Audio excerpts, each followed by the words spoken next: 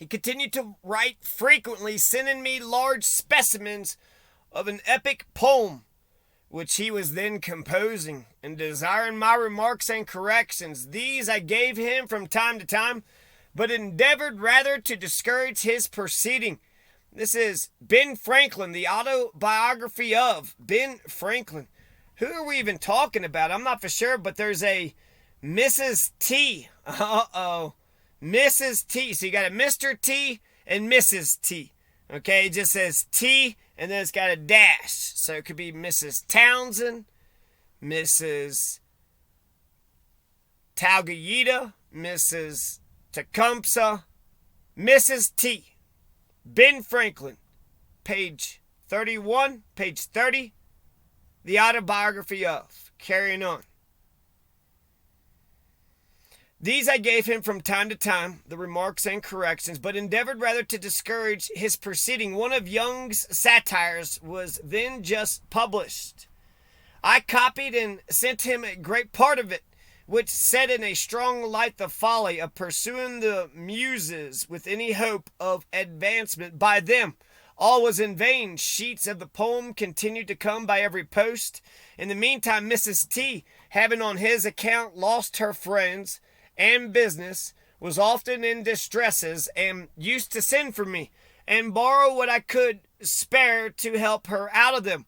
I grew fond of her company, and being at that time under no religious restraint, and presuming upon my importance to her, I attempted familiarities,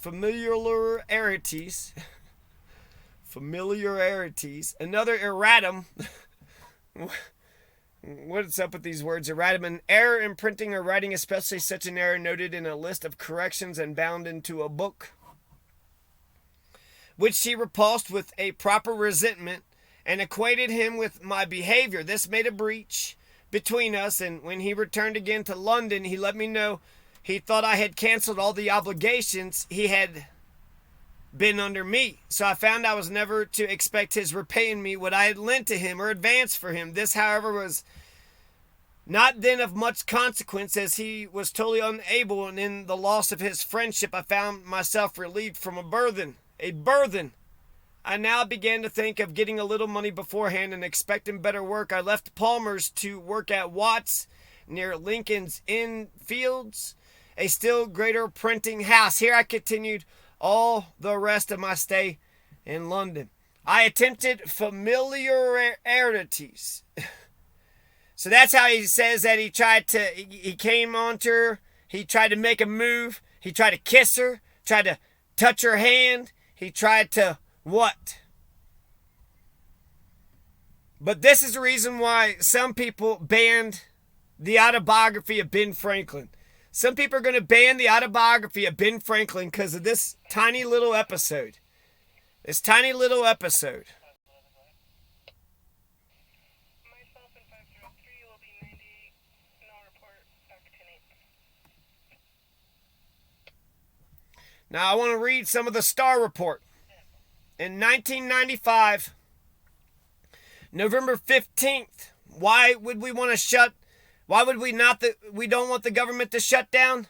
The second day after the government was shut down, November 15th, 1995, that's when Monica Lewinsky and President Bill Clinton began their sexual relationship.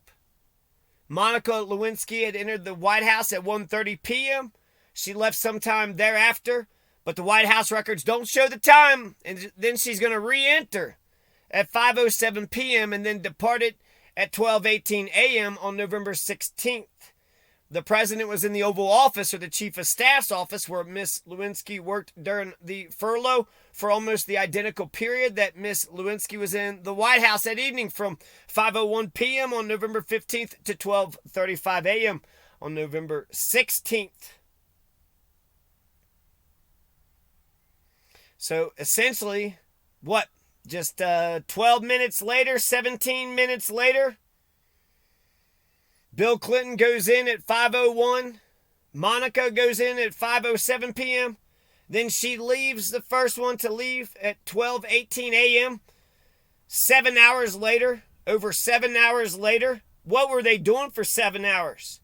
And then after she leaves, he leaves about 12, 15 minutes later. According to Miss Lewinsky, she and the president made eye contact when he came to the West Wing to see Mr. Panetta and the Deputy Chief of Staff, Harold Ickes. Then again later at an informal birthday party for Jennifer Paul Mieri, Special Assistant to the Chief of Staff. At one point, Miss Lewinsky and the president talked alone in the Chief of Staff's office. In the course of flirting with him, she raised her jacket in the back and showed him the straps of her thong underwear. Oh, that's interesting, Miss Lewinsky. You got a thong underwear now. Oh, okay. What's that got to do with Somalia? What's that got to do with Sudan? What's that got to do with Afghanistan?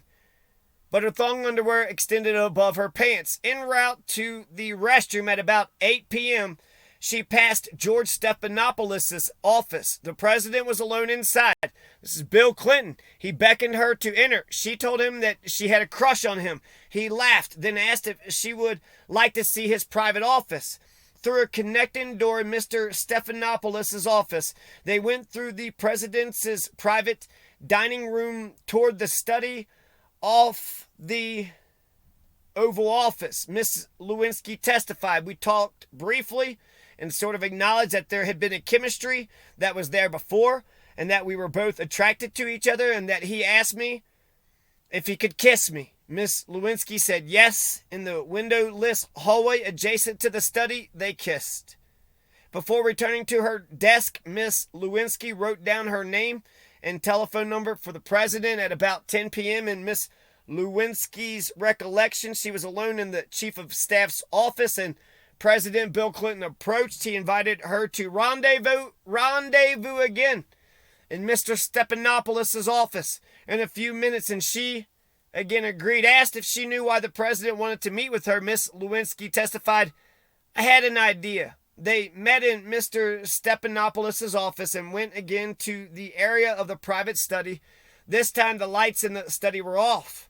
According to Miss Lewinsky, so interesting how we're not allowed to read the autobiography of Ben Franklin, who says, early to rise, early to bed, early to rise makes a man healthy, wealthy, and wise, who has all these pithy, inspiring words of inspiration. But there is this one passage where he attempted familiarities, but we're never to speak of men liking women. No, we can't. Life begins at the candlelight dinner. As soon as we mention the candlelight dinner, it's downhill from there. So my point with all this is, if the government and the president and this is the literature they're going to put out, this is the literature they're putting out, how is this not just filth? How is this just not compared to, all the great literature of the world? This is pornography. This is crap. This writing is awful. The only reason if it's interesting because it's the president of the United States and we're thinking of, him as a man with a sexual libido. And it's way more descriptive. Let's read some Ben Franklin. At my first admission into this printing house, I took to working at press, imagining I felt a want of the bodily exercise I had been used to in America, where press work is mixed with composing. I drank only water. The other workmen, near 50 in number, were great guzzlers of beer. On occasion, I carried up and down stairs a large form of types in each hand, when others carried but one in both hands. They wondered to see from this in several instances that the water American, as they called me, was stronger than themselves, who drank strong beer. We had an alehouse boy who attended always in the house to supply the workmen. My companion at the press drank every day a pint before breakfast, a pint at breakfast with his bread and cheese, a pint between breakfast and dinner, a pint at dinner, a pint in the afternoon about 6 o'clock, and another when he had done his day's work. I thought it was a detestable custom, but it was necessary, he supposed, to drink strong beer. that he might be strong to labor. I endeavored to convince him that the bodily strength afforded by beer could only be in proportion to the grain or flour of the barley dissolved in the water of which it was made, that there was more flour in a penny worth of bread. Therefore, if he would eat that with a pint of water, it would give him more strength than a quart of beer. He drank on, however, and had 4 or 5 shillings to pay out of his wages every Saturday night for that muddling liquor, an expense I was free from, and thus these poor devils kept themselves always under. That's a good message. That's inspiring. That's that's the Enlightenment. That's the revolutionary. So they go to the study where the lights are off. According to Miss Lewinsky, Monica and Bill are in the study and they kissed. She had unbuttoned her jacket. What? Woo! It's getting hot in here, huh? Either she unhooked her bra or he lifted her bra up. One or the other. And he touched her breast with his hands and mouth. Miss Lewinsky testified, I believe he took a phone call, and so we moved from the hallway into the back office. He put his hand down my pants and stimulated me manually in the genital area while the president continued talking on the phone. Miss Lewinsky understood the caller was a member of Congress or a senator. She performed oral sex on him. He finished his call and a moment later told Miss Lewinsky to stop. In her recollection, I told him that I wanted to complete that, and he said that he needed to wait until he trusted me more. And then I think he made a joke that he hadn't had that in a long time. Both before and after their sexual contact during that encounter, Miss Lewinsky and President Bill Clinton talked. At one point during the conversation, the president tugged on the pink intern pass hanging from her neck and said that it might be a problem. Miss Lewinsky thought that he was talking about access. Interns were not supposed to be in the West Wing without an escort. And in addition, that he might have discerned some impropriety in a sexual relationship with the White House intern.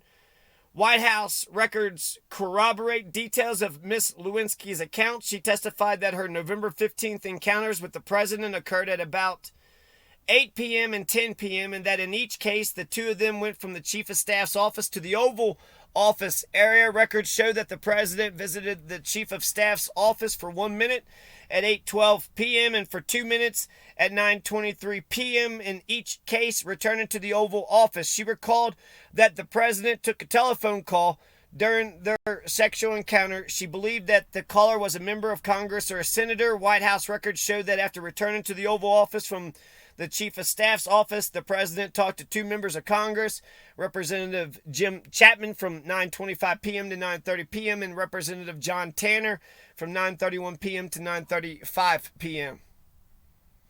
November 17th sexual encounter. According to Miss Lewinsky, she and the president had a second sexual encounter 2 days later, still during the government furlough. Is this still enthralling, huh? Is this interesting? Is this what? Let's go to Ben Franklin. Watts, after some weeks, desiring to have me in the composing room, I left the pressmen. A new bienvenue or sum for drink, being 5 shillings, was demanded of me by the compositors. I thought it an imposition, as I had paid below. The master thought so too, and forbade my paying it. I stood out 2 or 3 weeks, was accordingly considered as an excommunicate, and had so many little pieces of private mischief done me, by mixing my swords, transposing my pages, breaking my matter, etc., etc., if I were ever so little out of the room, and all ascribed to the chapel ghost, which they said ever haunted those not regularly admitted, that notwithstanding the master's protection, I found myself obliged to comply and pay the money, convinced of the folly of being on ill terms with those one is to live with continually. I was now on a fair footing with them and soon acquired considerable influence. I proposed some reasonable alterations in their chapel laws and carried them against all opposition. From my example, a great part of them left their muddling breakfast of beer and bread and cheese, finding they could with me be supplied from a neighboring house with a large porringer of hot water gruel, sprinkled with pepper, crumbled with bread, and a bit of butter in it for the price of a pint of beer, viz. 3 halfpence. This was a more comfortable as well as cheaper breakfast and kept their heads clear. Those who continued sodding with beer all day were often by not paying out of credit at the ale house and used to make interest. He spelled used, U-S''D. He didn't write the E, used. Their light as they phrased out, being out. I watched the pay table on Saturday night and collected what I stood engaged for them, having to pay sometimes near 30 shillings a week on their account. This, and my being esteemed a pretty good regite, that is, a jocular verbal satirist, supported my consequence in the society, my constant attendance. I never make a Saint Monday. Recommended me to the master, uncommon quickness, composing occasion, da-da-da-da-da-da. My lodging in Little Britain being too remote, I'm only going to do 2 paragraphs. According to Miss Lewinsky, she and the president had a second sexual encounter 2 days later, still during the government furlough. So on the 4th government shutdown on Friday, November 17th, Monica was at the White House until 8:56 p.m., then returned from 9:38 to 10:39 p.m. At 9:45 p.m., a few minutes after Monica's re-entry, Bill Clinton went from the Oval Office to the Chief of Staff's office, where Miss Lewinsky worked during the furlough, for 1 minute, then returned to the Oval Office for 30 minutes. From there, he went back to the Chief of Staff's office until 10:34 p.m. approximately, when Monica left the White House and went to the Oval Office in the ground floor before retiring to the residence at 10:40 p.m. Monica testified, "We were again working late because it was during the furlough, and Jennifer Palmieri had ordered pizza along with Miss Curie and Miss Hernreich, and when the pizza came, I went down to let them know that the pizza was there. And it was at this point that when I walked into Miss Curie's office that the president was standing there with some other people discussing something. And they all came back to the office, and I think it was Mr. Toiv, T-O-I-V, somebody accidentally knocked pizza on my jacket, so I went to go use the restroom to wash it off. And I was coming out of the restroom. The president was standing in Miss Curie's doorway and said, 'You can come out this way.' Miss Lewinsky and the president went into the area of the private study. According to Monica, they're either in the hallway or the bathroom. She and Bill Clinton kissed. After a few minutes, Monica's recollection, that's enough. This is filth. This is filth. And so I guess, just like in Clueless, what did Alicia Silverstone say? You know, we have a lot of entertainment that's dark and bloody and gratuitous. But until the evening news until we start treating each other better, until the president, you're going to say that Ben Franklin can't write about, he tried to make a move on somebody. Meanwhile, Monica and Bill can do all this. And this is okay literature. This is the top echelons of government. This is the top, if anything, this is what a president does, right? Anyways, I go for some pizza.